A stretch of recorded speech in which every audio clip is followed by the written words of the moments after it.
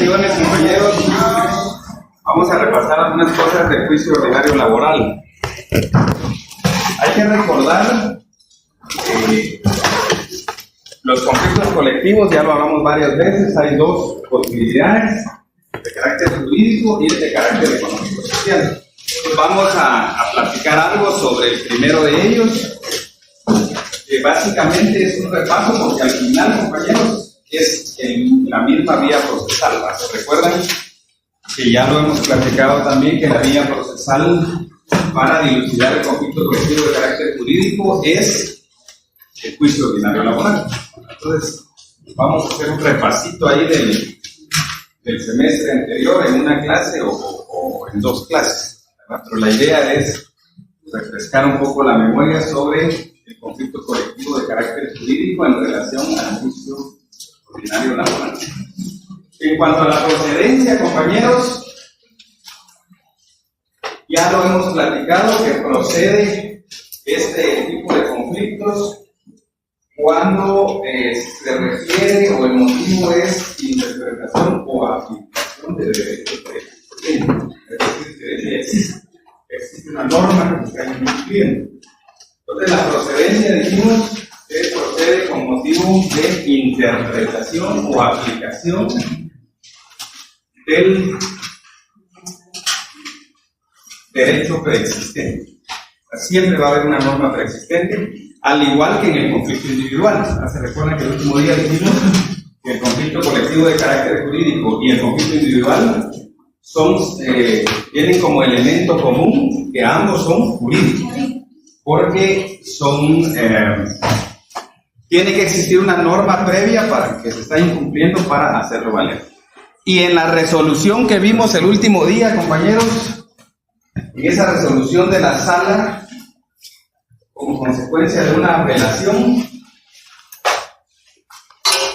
en esa resolución precisamente se aclara de que, como se estaba invocando un incumplimiento de un pacto colectivo de condiciones de trabajo, entonces tenían que haber presentado un proceso de estos, ¿verdad? Tenían que haber promovido un juicio ordinario laboral planteando ese conflicto colectivo de carácter jurídico.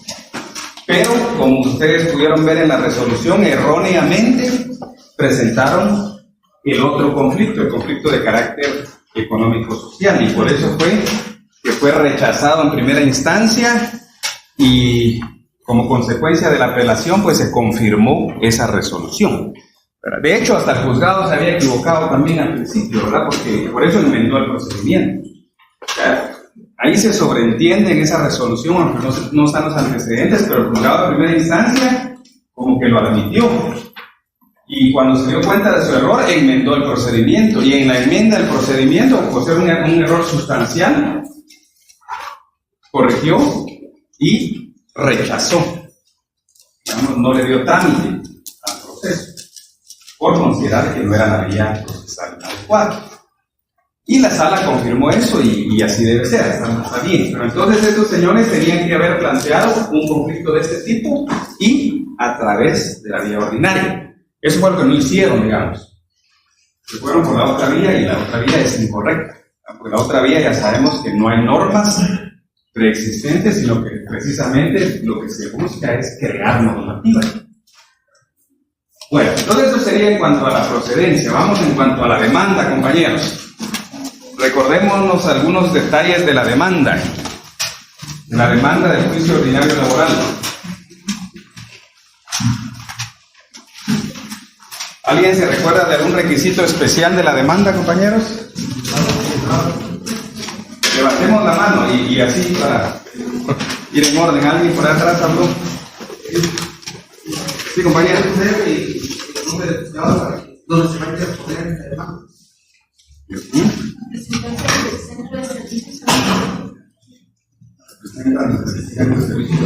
Está bien. Hay que recordar que, por ejemplo, en la capital, compañeros, no se presenta directamente al juzgado, sino que en los departamentos donde hay un solo juzgado, sí, ahí se va a presentar.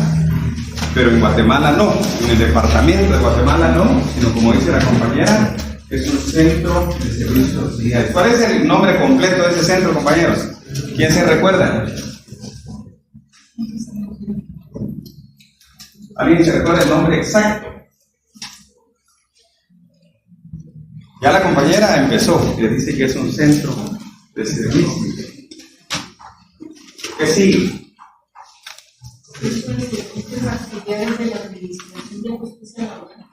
Así es. Centro de servicios auxiliares de la Administración de Justicia Laboral. Ese es el verdadero nombre, compañeros, anótenlo ahí porque es algo que es importante. Centro de servicios auxiliares de la Administración de Justicia Laboral. Ahí es donde se presentan las demandas y donde se hayan de recibir el centro, que no es un órgano jurisdiccional, es un órgano de carácter administrativo, ¿verdad? Dentro de los tribunales, pero es un órgano administrativo, no es un órgano que tenga jurisdicción, ¿verdad? Se recuerdan que para el otro conflicto dijimos que cuando se presenta ya ahí se entiende, según la Corte de Nacionalidad, se entiende que ya está en el ámbito de los tribunales, aunque no haya llegado realmente a las manos de un juez, porque que llegue a estos señores están ante un órgano administrativo todavía, no es un órgano jurisdiccional. Ellos lo que hacen es solo facilitar, digamos, prestar ese servicio en cuanto a recibir demandas y distribuirlas o remitirlas al juzgado ahora que ya es unipersonal de admisión de demandas. Entonces, esto también aplica, compañeros, a los conflictos colectivos.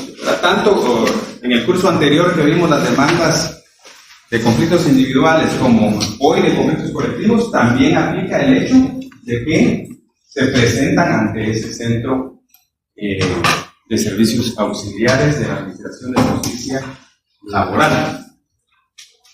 Antes, compañeros, hace muchos años, cuando ese centro no existía, era, digamos que más bonito para los abogados, porque lo que sucedía es que ya sabía uno que juzgados eran donde avanzaban más los casos, ¿verdad?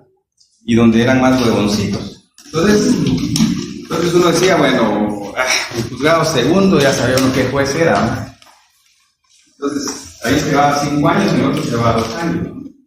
Entonces iba a presentar la demanda directamente al juzgado y se le dirigía, por ejemplo, juzgado tercero de trabajo de previsión social, y iba a ser el tercero a presentar los derechos que se habían recibido ahí. El problema que se daba es de que había juzgados con mucho trabajo, porque trabajaban bien.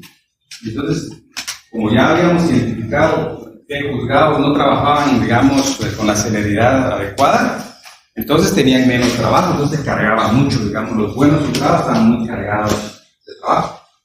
Entonces, esa fue la razón lógica por la cual crearon el centro, porque ya con el centro ya la distribución de las demandas ya es más equitativa. De repente algunos tienen un poquito más que otros, pero no tanto, ¿verdad? Porque ya se distribuye equitativamente en los juzgados de trabajo. Y después se les ocurrió la idea de crear los juzgados de admisión de demandas, lo cual es importante, creo yo, porque son jueces especializados y que permiten calificar los requisitos, y en todo caso, si no se cumplen con esos requisitos que la ley establece, pues entonces ustedes ya saben que lo que se hace es que el juez pide que se subsane la demanda, ¿verdad? La primera resolución. ¿Qué otras cosas nos recordamos de la demanda?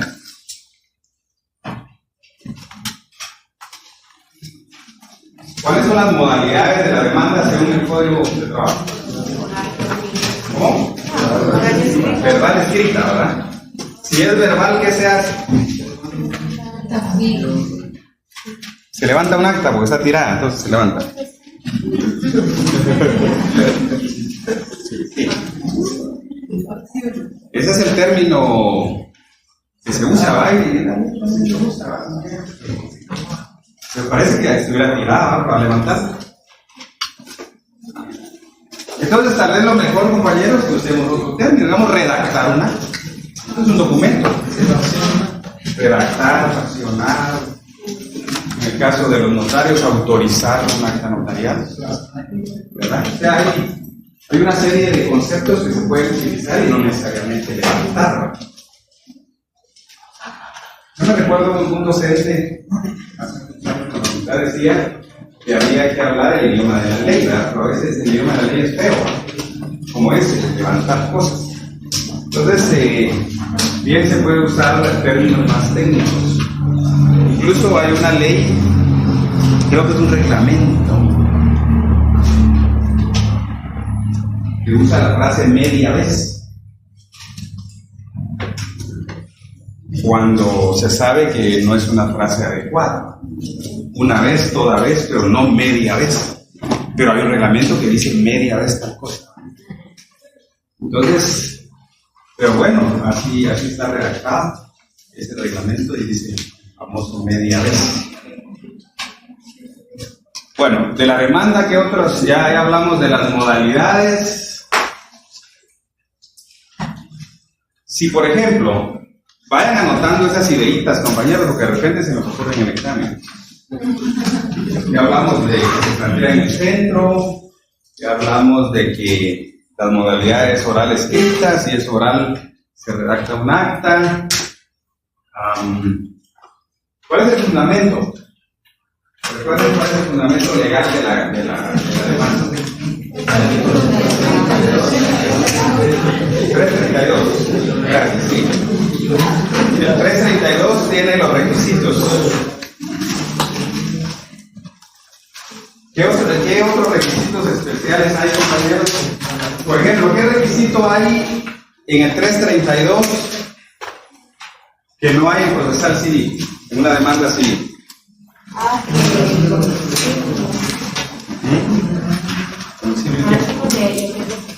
Exacto, ahí dice la compañera, y eso que no se les olvide, compañeros, porque fíjense que lamentablemente en tribunales hemos visto algunas demandas donde el abogado, como redacta muchas demandas civiles, entonces ya está acostumbrado a poner de este domicilio, ¿verdad? O con domicilio en tal departamento. Y entonces, subsanado, juzgado inmediatamente, porque el 332 dice que debe ser la vecindad, ¿verdad? Y ahora está más fácil la vecindad porque usted ve en el reverso del DFI y ahí dice vecindad Misco, Guatemala, por ejemplo. Vecindad Guatemala, Guatemala. Entonces, olvidémonos un poco del tema del domicilio. Y es interesante, compañeros, porque si hacemos una comparación en la demanda civil, domicilio. La demanda laboral, vecindad. En la querella penal, residencia. Entonces, son temas que en un momento dado, como repito, estamos acostumbrados a indicar de este domicilio, pues entonces, al hacer la demanda laboral de este domicilio, y luego viene el previo, ¿verdad? Que previo al trámite que indique la vecindad del demandante. Y si al juez se le pasa, entonces, ¿qué hay que hacer? ¿Qué tipo de excepción se plantea si yo miro que pusieron domicilio en lugar de vecindad? Demanda defectuosa.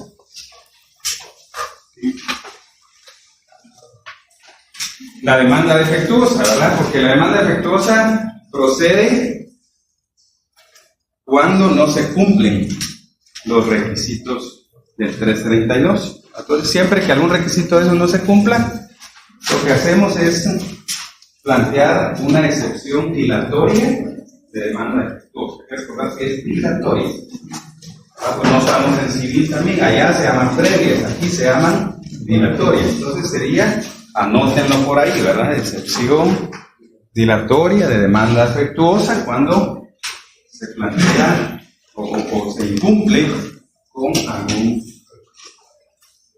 Incluso los juzgados laborales, compañeros, no se rigen exactamente con el 332. O sea, sí observan el 332, pero para pedir subsanación de demandas hay algunas otras cosas que, digamos, se han ido acuñando con el tiempo, ¿verdad? Con el tiempo en los tribunales se ha creado una estructura. Si ustedes miran, digamos, si ustedes ven, comparan 100 demandas laborales, yo les apuesto que como 90 tienen la misma estructura. Los apartados de los hechos. ¿Pero por qué es eso? Porque eso lo ha establecido la práctica en los tribunales. Porque el código, digamos, en el 332 solo dice un listado de requisitos. Y cuando se refiere a los hechos, solo dice ahí relacionar los hechos, algo así. Que funda su petición, creo que dice. ¿Verdad? Entonces, pero imagínense, solo dice ese requisito, relacionar hechos en que se funda la petición. Y si ustedes ven una demanda real, que muchos tuvieron la oportunidad el semestre pasado de hacerlo, un trabajo, entonces vieron que en el apartado de hechos tiene subapartados. Está dividido en subapartados. Normalmente, por ejemplo, vigencia de la relación laboral, a donde se dice cuándo empezó, cuándo terminó la relación laboral, cuánto tiempo duró trabajando esta persona. Por ejemplo, hay otros subapartados, por ejemplo, de la terminación de la relación laboral, donde se dice, fui despedido injustamente en tal fecha, cuando me entregaron un oficio o una carta donde decía que estaba despedido, y aquí va la carta, como prueba. Y así hay otros, por ejemplo, del agotamiento de la vía gubernativa o administrativa.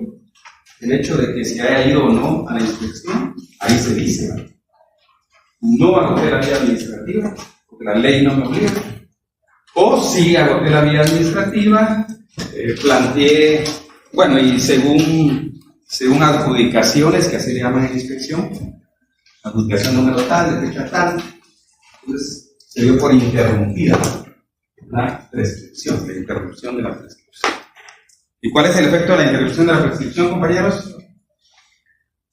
En todo el derecho civil, laboral, ¿qué efecto tiene interrumpir la prescripción? La demanda, las denuncias presentadas ante la Inspección de Trabajo, una gestión administrativa, dice el código que interrumpe la prescripción.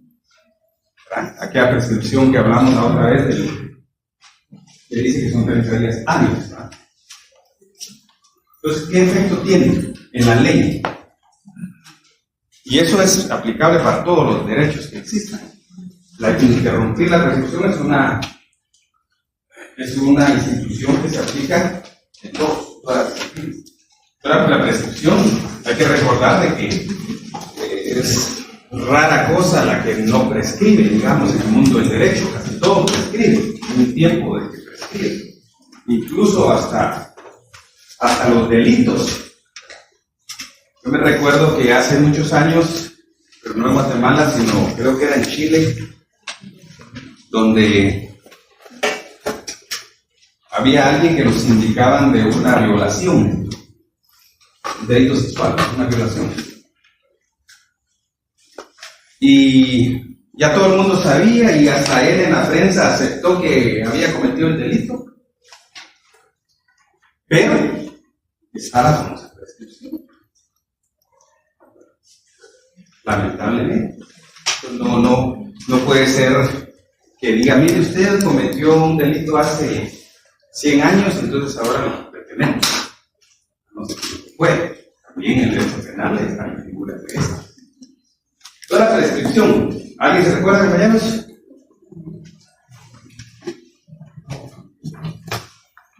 Busquémoslo, busquen en el código, el que primero que lo encuentre a un punto.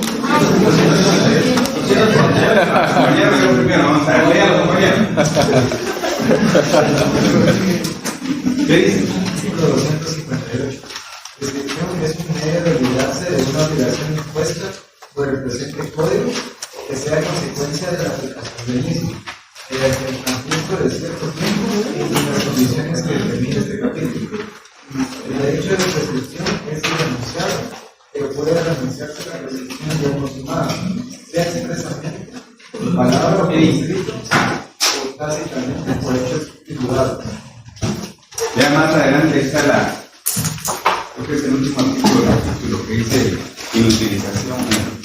introducción de la prescripción, el efecto. El efecto de la interrupción es utilizar para la prescripción de tiempo relevante.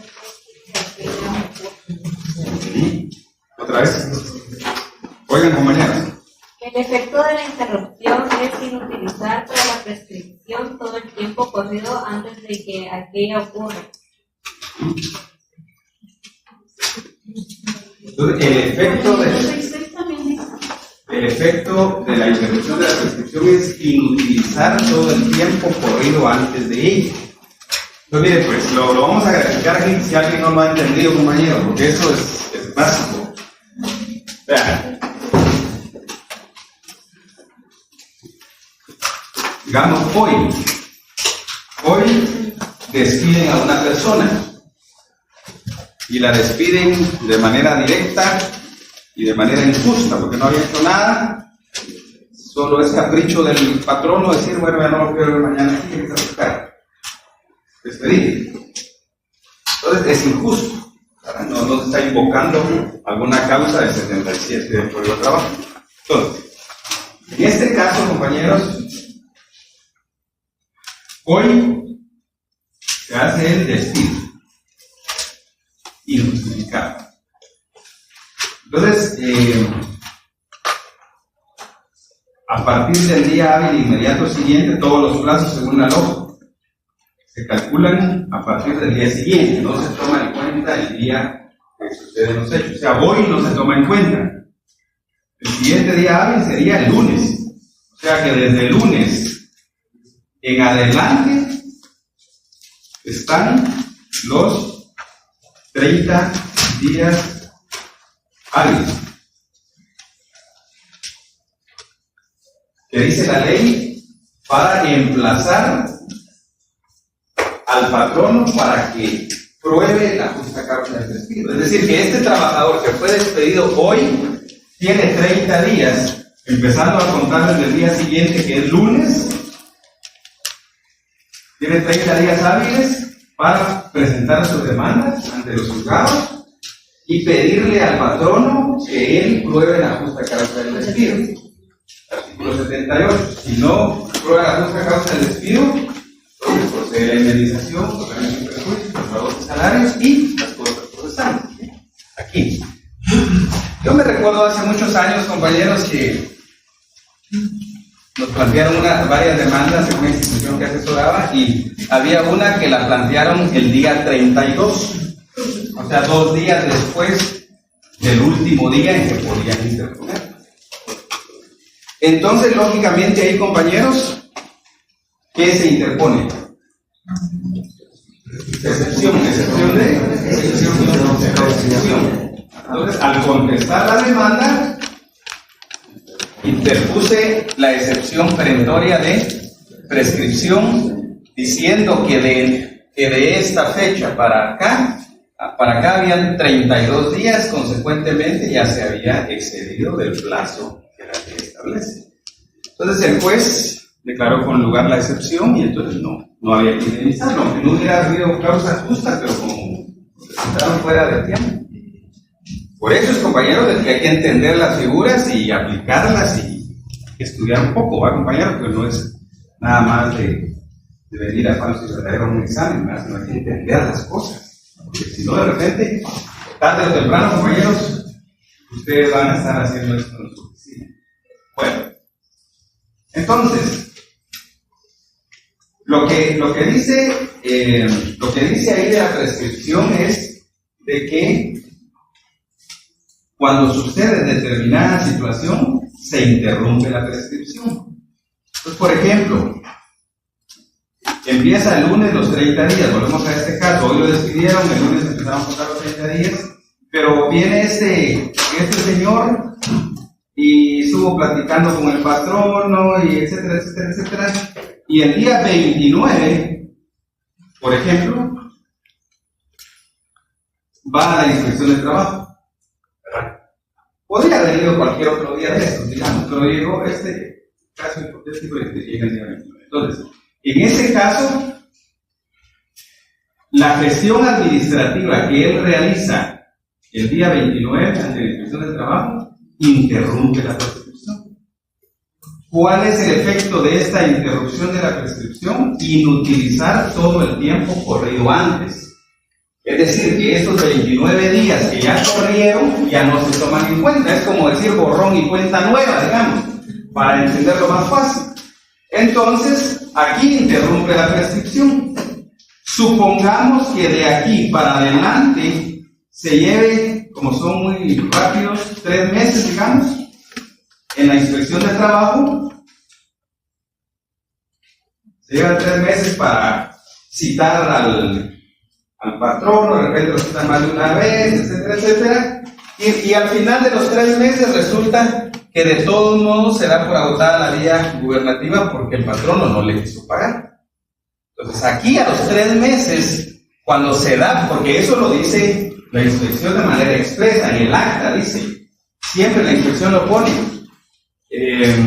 algo así, a partir de esta fecha se da por agotada la vía gubernativa. Lo dice casi literal. Entonces, a partir de esa fecha que se dio por agotada la vía administrativa, empiezan a correr otra vez los 30 días, estos 30 días, empiezan a correr nuevamente. ¿Por qué? Porque aquí esto inutilizó todo el tiempo que ya había pasado. Eso es lo que dice ese artículo que leyó la compañera, que se inutiliza todo el tiempo corrido antes, ¿ya? Así, y esto es lo que uno dice en la demanda. Digamos, este día, el día X, se dio por interrumpida la prescripción, la adjudicación tal, el inspector tal, y se adjunta copia del acta. Y se dio por agotada la vía administrativa en esta fecha, para que el juez sepa que este tiempo, en este tiempo estuvo interrumpida la prescripción y que no corrió, digamos que ya no cuenta o se inutilizó todo este tiempo.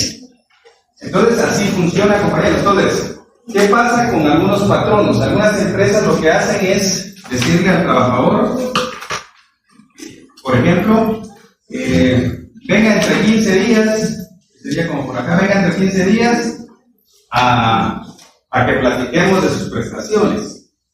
Entre 15 días llegan y le salen con otra cosa, es que no está el dueño, no está el gerente, no está no sé quién, o no se pudo tal cosa, venga entre 2 semanas, o entre 3 semanas. Entre 3 semanas llega y ya pasaron los 30 días. Entonces aquí el trabajador ya no puede interrumpir la prescripción, ¿verdad? Entonces digamos que cuando hay una negociación extrajudicial hay que apresurar la que sea antes de los 30 días, ¿verdad? Porque, por ejemplo, si ya van más de 20 días y solo le están mintiendo y postergando, es mejor que se vaya a la inspección para suspender la prescripción, ¿verdad? O se presenta la demanda, porque hay que recordar que nuestro código no exige que tengamos que agotar la vía administrativa. Puede ser que usted venga y presente su demanda de una vez, sin necesidad de ir a la Inspección General del Trabajo. En el proyecto del Código Procesal del Trabajo que está en el Congreso, sí, uno de los presupuestos para poder plantear la demanda es precisamente que se haya agotado la vía administrativa. Como en otros países es obligatorio que usted agote la vía administrativa previo a ir a la vía judicial. Y si no la agota, quiere presentar la demanda, le rechazan su demanda, porque no está cumpliendo con un presupuesto fundamental que la ley le exige. Entonces, el proyecto ese que les comento, sí tiene hay un artículo que dice que es obligatoria el agotamiento de la vía administrativa. En nuestro código actual nunca ha sido obligatorio, ¿verdad? Es potestativo. Puede ser, digamos, el trabajador decide si agota o no agota la vía administrativa. Así funciona en nuestro medio. Y entonces hay quienes no la agotan y de una vez plantean la demanda para ganar tiempo, digamos, y no estar agotando todavía y ocupando ese tiempo de la vía administrativa. Aunque a veces es funcional porque muchas veces se hacen, por ejemplo, aquí el patrono muchas veces en esta parte de la inspección paga las prestaciones. Entonces, digamos, como que se ahorran el proceso judicial previo digamos, en lo administrativo, previo a lo judicial, arreglan la situación. Incluso muchas veces aquí se hacen convenios de pago, digamos, donde el patrono reconoce, por ejemplo, que le debe 50,000 quetzales de prestaciones, pero que esos 50,000 no los puede pagar de una vez. Pero pide, por ejemplo, que lo va a hacer en 3 pagos, por decirle algo. Entonces la Inspección de Trabajo señala las 3-4 fechas para que puedan, de hecho ahí mismo en la inspección, normalmente ponen, digamos, una audiencia para que llegue el patrono y haga los pagos ahí. Y se haga constancia, digamos, se deje constancia de que ya fue pagado como parte de un convenio. Entonces, eso es el tema de la prescripción. Bueno, de la demanda, ¿qué otra cosa de la demanda, compañeros? Ya agotamos todo. En la demanda, algo que es importante también, compañeros, es el lugar para notificar. Es algo elemental, ¿verdad? De hecho, dice, hay una disposición del código que dice que no se admite para aceptar una demanda si no tiene lugar para notificar. O sea, el lugar para notificar es un requisito muy especial y diferente a los demás, porque en los demás lo que se hace es que si falta el requisito, se dicta un previo para que se subsane, digamos. Pero en este caso es un lugar, digamos, el lugar para notificar. ¿Alguien me dice cómo es ahora, cómo es el tema del lugar para notificar? Casillero electrónico. El casillero electrónico. ¿Y de quién es el casillero electrónico? Del abogado. ¿Y cómo lo tiene? Solo uno, uno por uno. Pero el organismo judicial no. Sí, el organismo judicial, sí, vamos bien. Hay que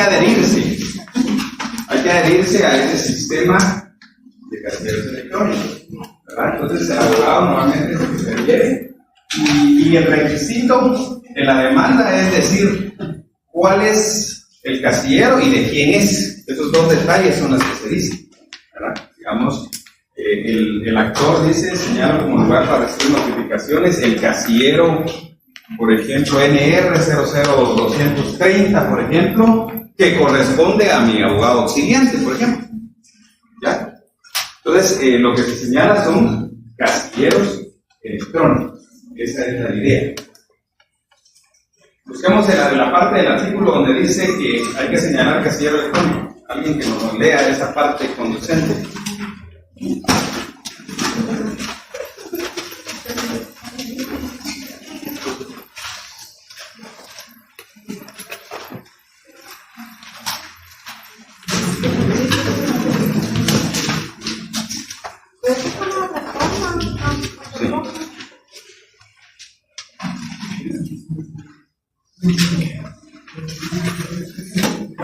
Alguien que nos encuentre y lo lea, compañeros. A esta compañera, no lean. Lea el párrafo donde se refiere a eso, que el artículo es algo grande. Las comunicaciones se hacen por el caso a personalmente Lea el siguiente artículo. El siguiente artículo. Ajá, hay un párrafo que dice que hay que señalar casilleros. Aquí, los litigantes deben señalar un casillero electrónico para recibir notificaciones que interesarán las que procedan, mientras que no expresen un nuevo casillero electrónico donde deban hacerlas. Ese es el párrafo. Entonces, anótenlo por ahí en sus apuntes, compañeros, de que los litigantes dicen que están obligados o deben. Es el artículo 328, fue reformado por el artículo 37 del decreto número 13/2022. Muy bien, 328, ¿verdad? Aplicaciones. Entonces, anoten esa idea ahí, compañeros, en sus apuntes, ¿verdad?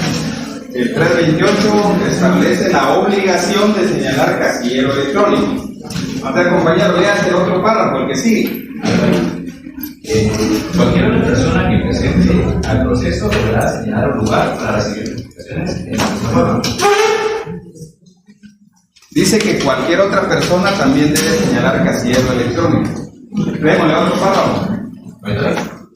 No se da curso a las primeras solicitudes donde no se indique por el interesado el lugar para recibir notificaciones de conformidad con lo legalmente acordado.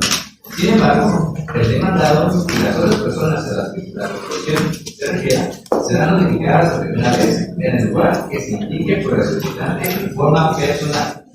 Sí.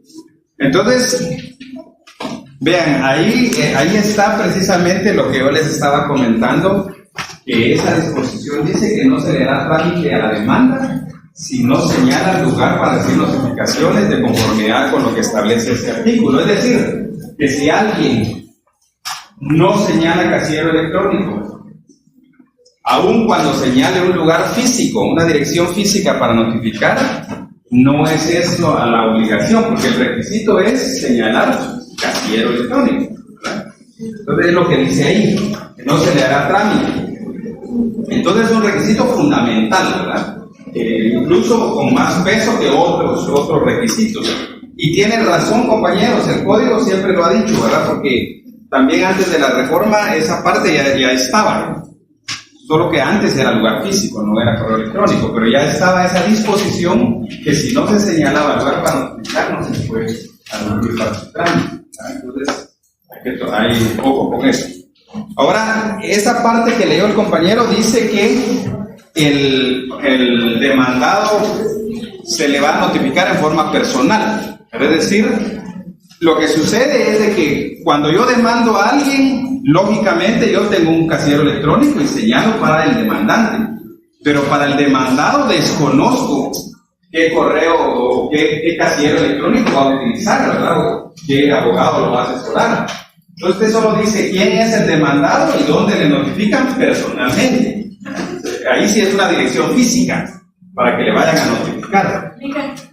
Sí, dígame. Aquí dice que se efectúa. Hay una excepción, sí. Ajá, pero los trabajadores en casa. Exacto. Entonces, sí, esa es también una parte, lean la parte de la excepción. Dice, se efectúan de la obligación de señalar el casillero electrónico para recibir notificaciones a los trabajadores o a los dirigentes sindicales que actúan en nombre propio o asesorando a los miembros de sus respectivos sindicatos, federaciones y confederaciones y a los afiliados a los sistemas de previsión social que no tengan posibilidad de hacerlo, lo cual deberán hacer, buscar expresamente. Muy bien, vean eso, compañeros. Lo que dice la compañera es interesante, lo que leyó, que estos son los casos de excepción donde la ley permite que no se indique el casillero electrónico, es la excepción a la obligación de señalar casillero. Y eso es totalmente lógico, porque recuérdense que en el juicio ordinario no hay obligación de comparecer con abogado. Entonces, si un afiliado a previsión social, como ahí dice, digamos un afiliado del IX plantea su demanda sin la asesoría legal de un abogado, lógicamente esta persona no tiene un casillero registrado. Entonces, en ese caso es excepción. Entonces, anoten ahí sus apuntes, compañeros, que hay casos excepcionales, para que le den una leída después, que hay casos excepcionales en el 328, no hay casos excepcionales a la obligación de señalar casillero electrónico.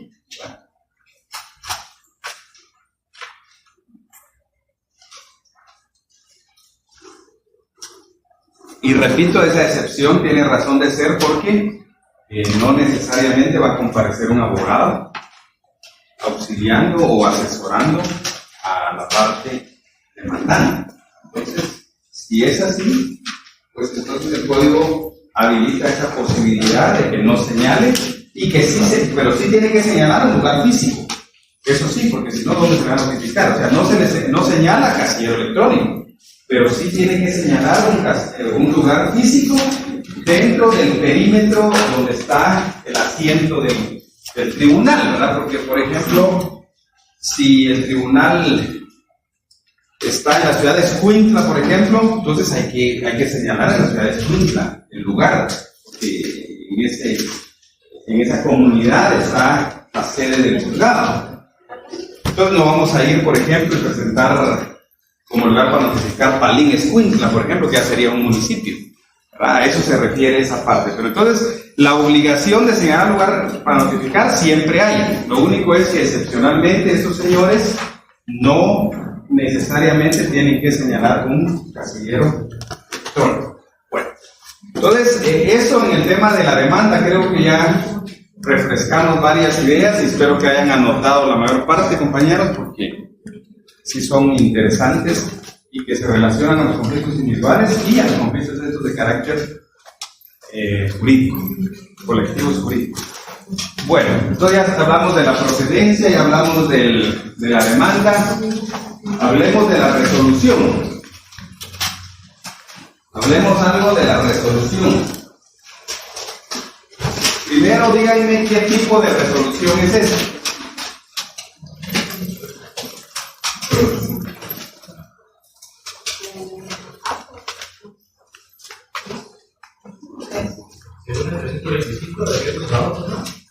Es decreto.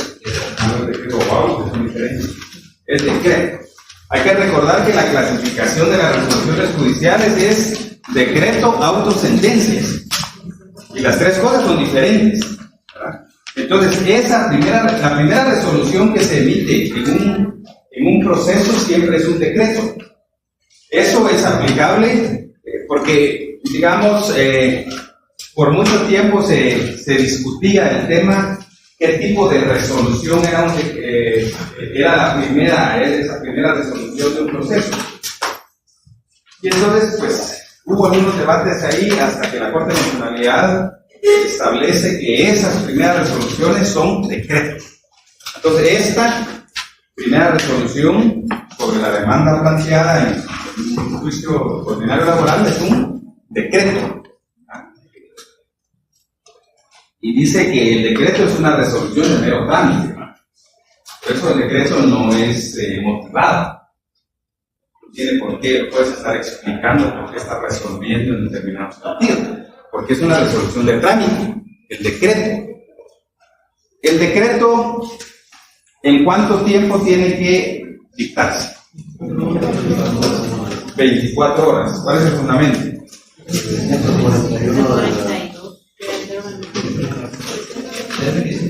325, ahí lo tienen, compañeros. 325 el Código de Trabajo. Entonces, esa resolución, ese decreto es en 24 horas que se tiene que dictar por parte del juez. Anótenlo por ahí, compañeros, de repente se nos ocurre en el examen un plazo para emitir el decreto en un juicio ordinario de un conflicto colectivo de carácter jurídico. 24 horas.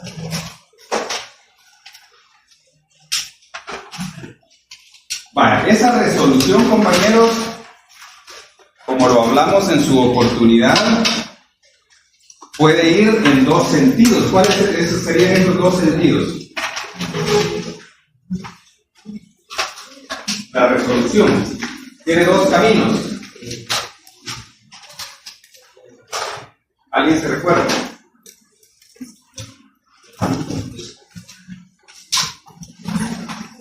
Absolutoria y condenatoria. Ya está muy adelante. La absolutoria y la condenatoria ya es en el tema de la sentencia, cuando se resuelve o se condena al patrono. Pero está bien porque nos permite platicar. ¿Quién otro nos dice? ¿Se le da trámite O no se le da trámite. Esos son los dos caminos. El juez o le da trámite o no le da trámite. Pero no le da trámite, entonces señala los defectos de la demanda. Entonces, si el juez lo que hace es calificar la demanda, si cumple con todos los requisitos, si cumple todos los requisitos, se admite para su trámite la demanda. Y si advierte que faltan, que no se cumplieron ciertos requisitos, entonces no la admite, sino que entonces dicta lo que en la práctica normalmente se dice previo. Todo el mundo sabe que es un previo. Entonces, es una resolución donde previamente a darle trámite a la demanda se señalan los defectos que tiene para que lo puntualice, para que sea subsanada. ¿Y cómo se subsana? ¿De acuerdo?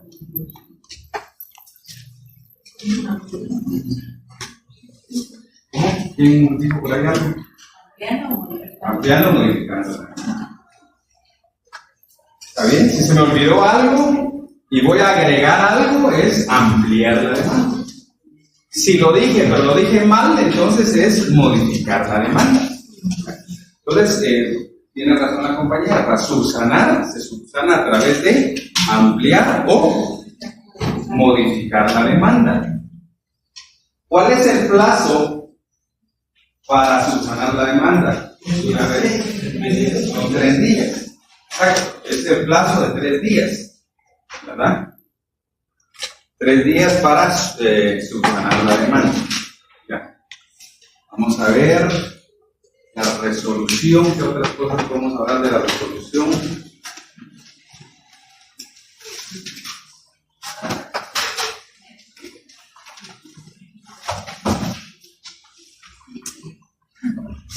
Hablemos ya de la notificación.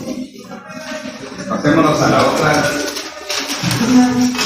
Pasémonos a la otra etapa, notificación.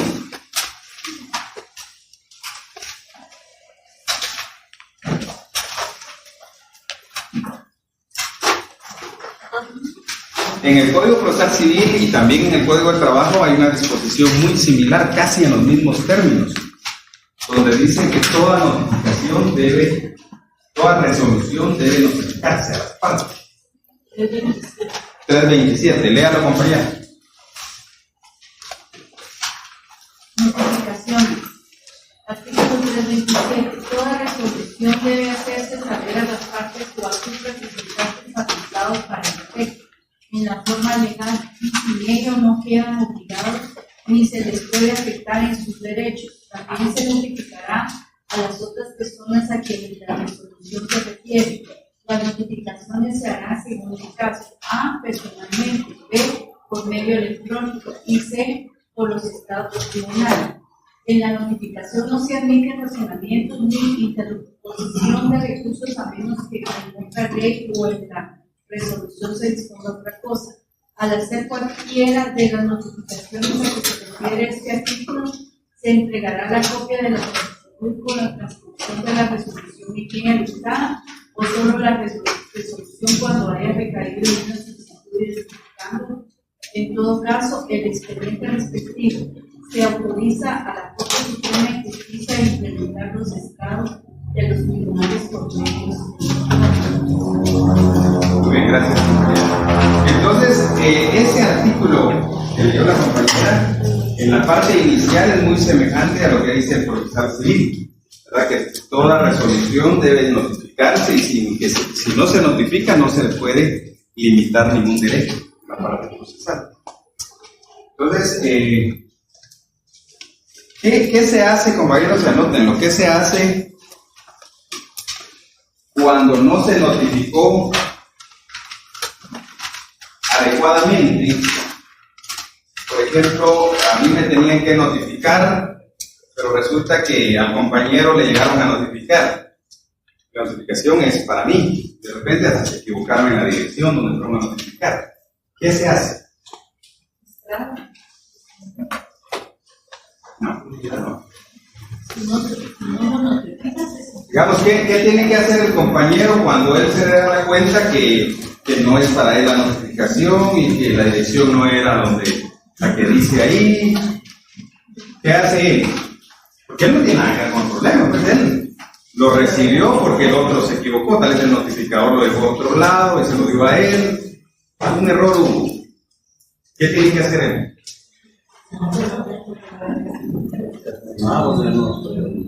Pero si usted no hace nada, me afectaron porque ellos dieron por notificado. Pero es culpa de ellos, ¿no?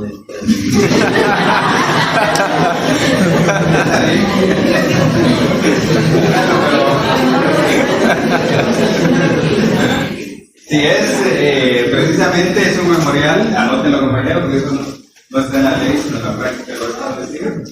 Es un memorial de devolución de cédula de notificación, así se llama eso en todos los tribunales. Memorial de devolución de cédula de notificación. Entonces lo que hace el compañero es para no afectarme a mí, porque para mí es la notificación, y si él no la devuelve me afectaría, porque en papeles se entiende que yo ya soy notificado en el expediente, ¿verdad? Entonces lo que se hace, y eso fíjense que pasa mucho, compañeros, ahora tal vez ya no tanto por el tema de los casilleros electrónicos, pero antes sí era muy recurrente. Yo me recuerdo que hace algunos años me llamó un abogado. Me dijo, fíjese que aquí en mi oficina pasaron a dejar una notificación, pero parece que es un caso suyo. Y entonces, en ese caso, yo digo, bueno, entonces hagamos lo de la devolución de cédula, porque se equivocaron erróneamente a la oficina suya cuando tenían que, yo había señalado para notificar en mi oficina, ¿verdad? Entonces, cuando era todo presencial, digamos, cuando todavía no conocíamos este sistema electrónico, entonces se daba mucho. Claro, ahora se puede dar de todos modos porque hay notificaciones personales, ¿verdad? Los demandados, a todos los demandados, se les notifica personal y de manera presencial, ¿verdad? De manera física, se les va a buscar. Entonces podría ser que haya un error ahí. Entonces, cuando se da alguna situación así, se hace lo de la devolución.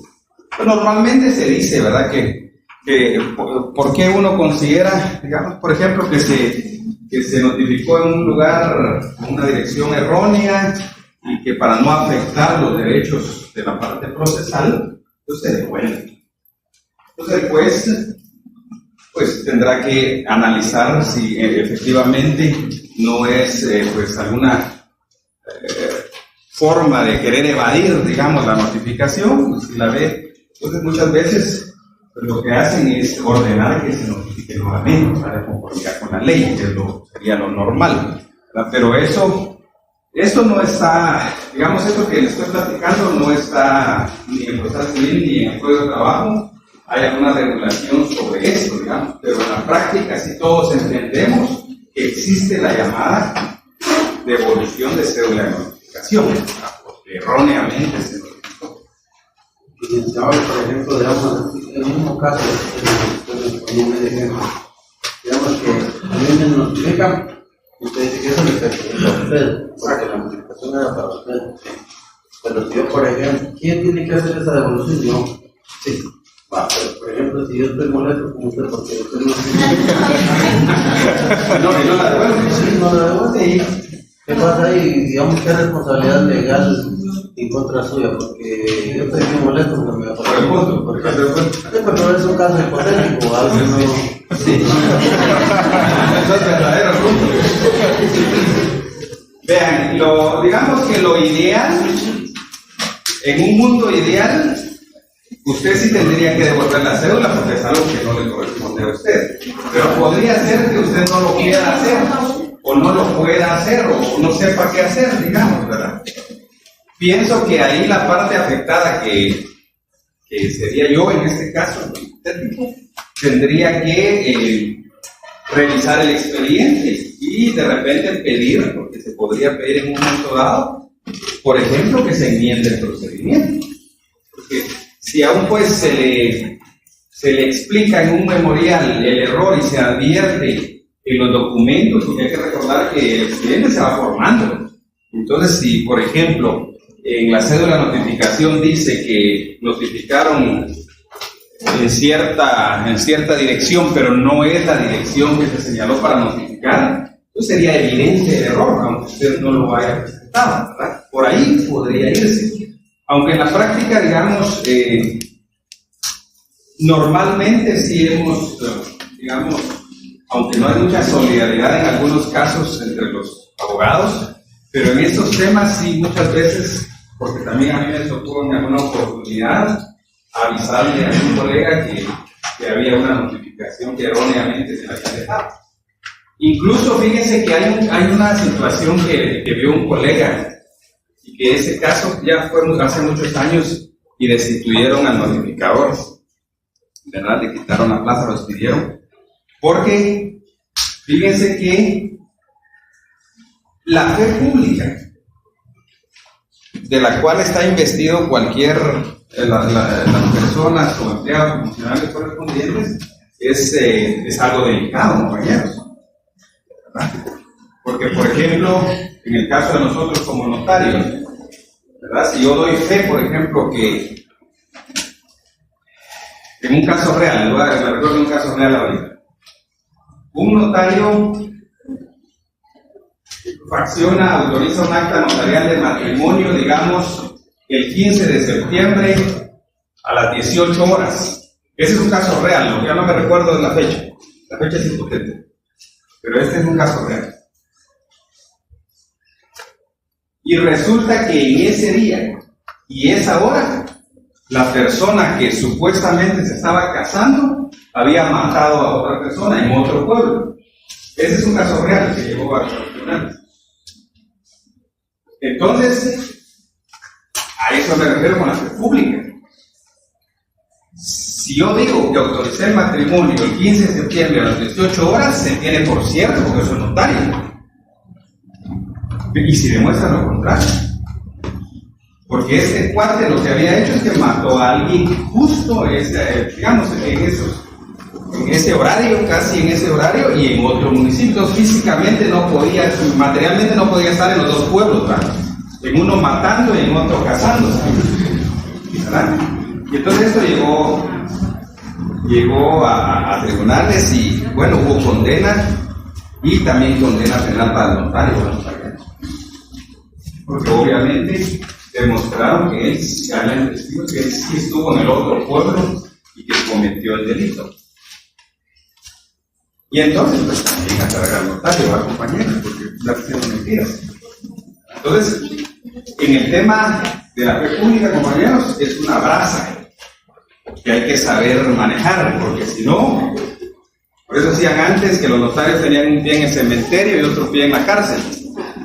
Y a veces eso pasa, ¿va? Por estar dándole mal uso. Pero esto me recuerdo porque el otro caso real es del notificador, que basado en que tiene esa posibilidad también de decir que entregó la cédula de notificación y que no le quisieron firmar, pero será por notificado, porque el otro no quiso firmar, de recibir. No firma, está bien hecha la notificación. Pero este notificador lo que hacía es de que muchas cédulas de notificación las llenaba. ¿Se recuerdan antes que era un formulario donde se ponía ahí lugar y fecha y hora de notificación y hasta abajo había una línea que decía no firma o sí firma? Se ponía no o sí firma. Entonces ponía no firma y las pasaba tirando por ahí. Entonces un día que andaba en la calle, agarró varias cédulas de notificación y las tiró en un basurero de la calle. Y casualmente iba un amigo, un colega, atrás de él caminando y vio eso. Entonces, como sabemos las repercusiones legales de eso, entonces él la sacó del basurero y se la llevó a la jueza. Le dijo, mire, yo vi esto, y aquí están las cédulas de notificación que él tiró al basurero. Y ahí decía que había notificado, solo que no le habían firmado el despido. Entonces le hicieron un procedimiento disciplinario y despidieron a ese notificado, ¿verdad? Esa fue la parte final. Pero entonces, digamos que la idea, compañeros, en el caso del matrimonio y homicidio, o en este caso el notificador, compañeros, es de que en un momento dado ustedes van a ser notarios, ¿verdad? Y van a estar investidos de fe pública. Y entonces por eso les decía el otro día, compañeros, que si uno es mañosito, mejor irse para otro lado. No aquí, ¿verdad? Mejor en otra facultad. Porque aquí no cabe la gente que sea mafiosa, compañeros, porque el problema es de que al que le gusta mucho el dinero o hacer ahí algunas mañitas, pues esta carrera de repente no va a durar mucho en la calle, ¿verdad? Y hay que ir a visitar allá a Pavoncito, ¿verdad? Entonces hay que tener, digamos, suficiente responsabilidad, compañeros, para poder ejercer el notariado por la pero ahí está eso del hecho penal, compañeros. Y entonces ya se los explicaron a ustedes en notariado, que las firmas son ante mí. Y por eso va esa frase, esa antefirma que dice ante mí. ¿En qué casos, compañeros, en la práctica? ¿En qué casos, aunque yo sea el notario más cuadrado del mundo, en qué casos van a firmar sin que yo esté presente? No ruego. Si lo digamos una escritura, ¿en qué casos, aunque yo quiera estar para la firma, en la práctica no se puede estar? No.